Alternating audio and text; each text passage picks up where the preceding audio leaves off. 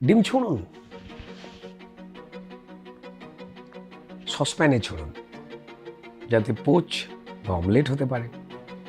হালকা ফুটন্ত গরম জলে খুব সাবধানতার সঙ্গে দূর থেকে ছুঁড়ুন, যাতে হাফ বয়েল বা ফুল বয়েল হতে পারে, যেটা খেয়ে আপনার বা যারা ডিম খেতে চান তাদের পুষ্টি হবে।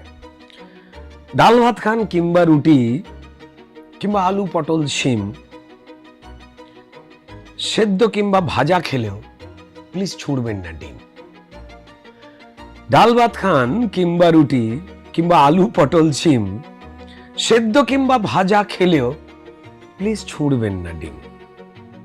দাদা, মুরগিরও তো মন আছে, কষ্ট করে পারে।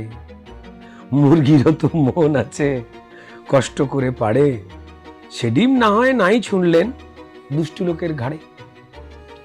হয়তো সে ডিম ফুটলে পরে হতো কোনো বাচ্চা, হয়তো সে ডিম ফুটলে পরে হতো কোনো বাচ্চা, বড় হয়ে ডাক্তার হতো কিংবা ইঞ্জিনিয়ার সাচ্চা, অথবা সে পারত হতে শিক্ষক বা মন্ত্রী।